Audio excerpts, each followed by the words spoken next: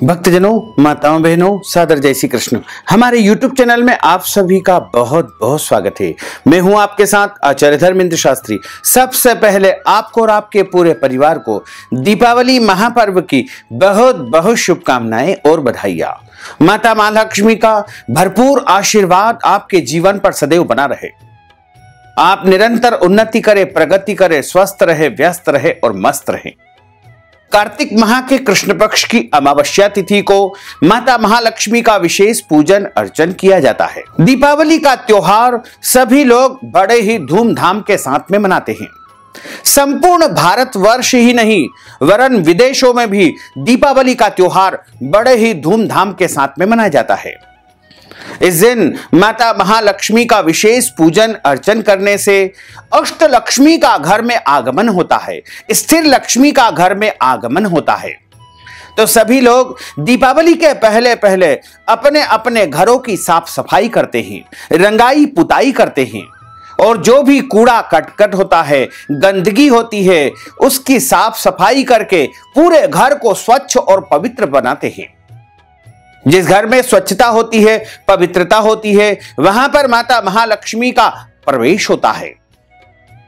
तो आज हम आपको बताने जा रहे हैं कि दीपावली का महापर्व आ रहा है और ऐसे शुभ पर्व पर जब आप घर की साफ सफाई करते हैं तो आपको घर से बाहर कुछ वस्तुओं को निकाल करके फेंक देना चाहिए, क्योंकि ये वस्तुएं ऐसी है जो आपके घर में नकारात्मकता फैला रही है। नेगेटिविटी के कारण आपके घर का जो माहौल है वो निरंतर बिगड़ता जा रहा है, क्योंकि जिस घर में अधिक नकारात्मकता फैलती है वहां पर दरिद्रता आती है और दरिद्रता आती है वहां पर अलक्ष्मी का निवास होता है। महालक्ष्मी की बहन है अलक्ष्मी। अलक्ष्मी का अर्थ होता है दरिद्रता, और जहां पर अलक्ष्मी निवास करती है उस घर में गरीबी आती है, कर्ज आता है, रोग आता है, तंगाई आती है और परिवार के प्रत्येक सदस्य को संकट का, समस्याओं का सामना करना पड़ता है। तो आज हम आपको कुछ ऐसी वस्तुओं को निकालने का सुझाव दे रहे हैं, सलाह दे रहे हैं कि आप दिवाली की जब साफ सफाई करें तो इनको घर से जरूर बाहर फेंक दें। तो सबसे पहले हम आपको बता दें कि महालक्ष्मी पूजन का शुभ मुहूर्त इस बार कब से कब तक रहेगा। उसके बाद हम आपको बताएंगे कि कौन कौन सी ऐसी वस्तुएं हैं जिनको घर से बाहर आपको निकाल देना चाहिए।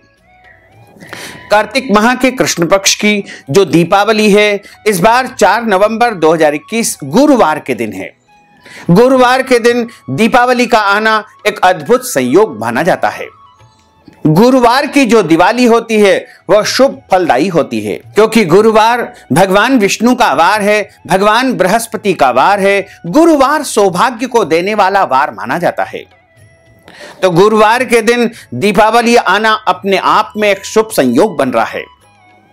गुरुवार के दिन दीपावली आने से प्रजा का हित होगा, लोगों की आर्थिक समृद्धि बढ़ेगी, साथ ही देश की विदेश की अर्थव्यवस्था में सुधार होगा और सभी लोगों को गुरुवारी दिवाली से अवश्य ही फायदा होगा। व्यापार के क्षेत्र में निरंतर उन्नति तथा प्रगति को देखने को मिलेगी। तो महालक्ष्मी का जो पूजन है वो 4 नवंबर 2021 गुरुवार के दिन किया जाएगा। महालक्ष्मी पूजन का यदि आप चौघड़िया अनुसार मुहूर्त देखते हैं तो सबसे पहले मुहूर्त रहेगा प्रातःकाल 6 बजे से आरंभ होगा, जो कि 7:30 बजे तक रहेगा। उसके बाद 10:30 बजे से लेकर के दोपहर 3 बजे तक भी महालक्ष्मी पूजन का शुभ मुहूर्त रहेगा। उसके बाद शाम को 4:30 से लेकर के 6 बजे तक का जो चौघड़िया है वो भी सर्वोत्तम रहेगा माता महालक्ष्मी के पूजन हेतु। उसके बाद शाम को 6 बजे से लेकर के रात्रि 9 बजे तक भी श्रेष्ठ मुहूर्त रहेगा। और यदि आप स्थिर लग्न में माता महालक्ष्मी का पूजन करना चाहते हैं तो आप प्रातःकाल जो सबसे पहली स्थिर लग्न रहेगी, जो कि वृश्चिक लग्न के रूप में कहलाएगी, वृश्चिक लग्न का जो मुहूर्त रहेगा वो प्रातः 7:27 से आरंभ होकर के 9:44 तक रहेगा। उसके बाद दूसरी स्थिर लग्न रहेगी जिसका नाम है कुंभ स्थिर लग्न, जो कि दोपहर 1:36 से आरंभ होकर के 3:09 तक रहेगी। इसके बाद तीसरी स्थिर लग्न वृषभ स्थिर लग्न रहेगी, जो कि शाम को प्रदोष काल में रहेगी। शाम को 6:20 से वृषभ स्थिर लग्न प्रारंभ होगी, जो कि रात को 8:18 तक स्थिर लग्न रहेगी। उसके बाद अंतिम स्थिर लग्न, जिसे निशीत काल भी कहा जाता है, जिसे सिंह लग्न के रूप में भी माना जाता है, जो कि रात को 12:50 से आरंभ होकर के 3 बजे तक रहेगी। इन शुभ मुहूर्तों में आप अपनी आस्था तथा परंपरा के अनुसार माता महालक्ष्मी का, भगवान कुबेर का, भगवान विष्णु जी का और समस्त देवी देवताओं का पूजन अर्चन कर सकते हैं। और इन शुभ मुहूर्तों में यदि आप पूजन करेंगे तो निश्चित तौर से आपके घर में अष्ट लक्ष्मी का आगमन होगा, स्थिर लक्ष्मी का आगमन होगा। लेकिन महालक्ष्मी के पूजन हेतु सबसे पहली आवश्यकता है घर की साफ सफाई और पवित्रता। पवित्रता पर विशेष ध्यान रखना चाहिए, क्योंकि जहां पर स्वच्छता होती है, पवित्रता होती है, वहां पर लक्ष्मी का निवास होता है। और जिस घर में दरिद्रता होती है, गंदगी होती है, वहां से लक्ष्मी चली जाती है। तो यदि आप अपने घर में माता महालक्ष्मी को बुलाना चाहते हैं, उनको निवास देना चाहते हैं, उनको स्थायी रूप से आप रखना चाहते हैं, तो सबसे पहले आपको अपने घर की साफ सफाई पर ध्यान देना चाहिए।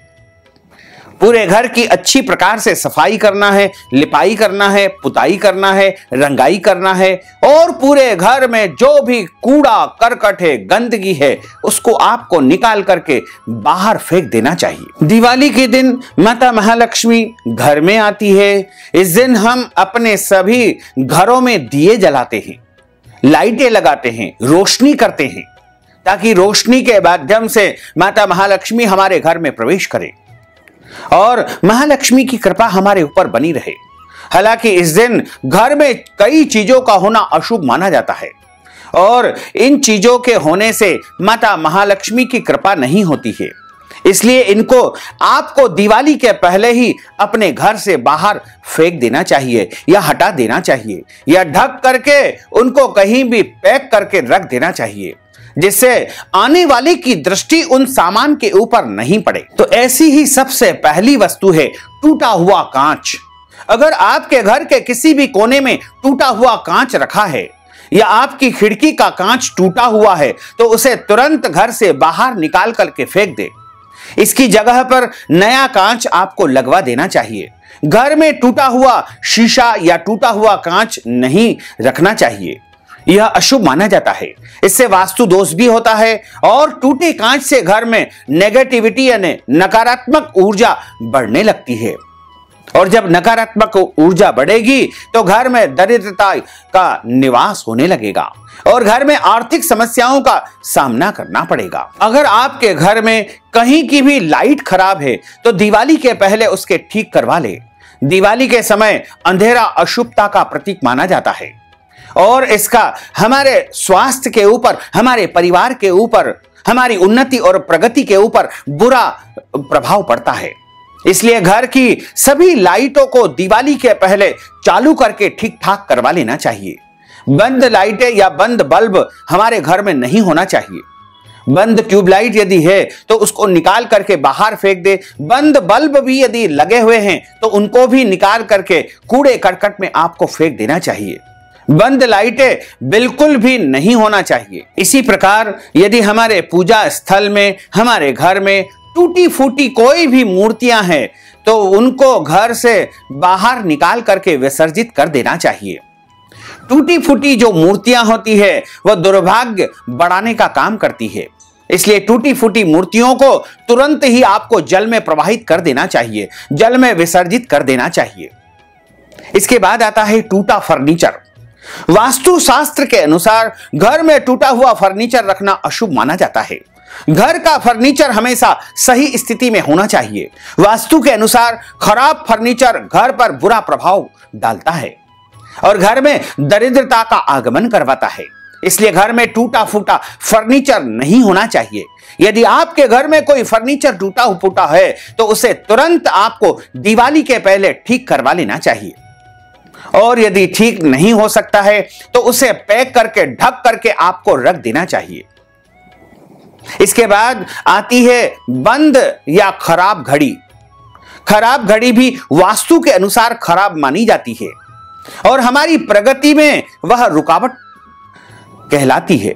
तो घर में कभी भी बंद घड़ी नहीं लगाना चाहिए। अगर आपके घर में भी बंद घड़ी दीवार पर लगी हुई है तो उसे तुरंत ही आपको हटा देना चाहिए, अन्यथा आपकी प्रगति में वह रुकावट डालेगी और आपके भाग्य को एक प्रकार से रोक देगी, आपकी उन्नति को रोक देगी, आपकी प्रगति को रोक देगी।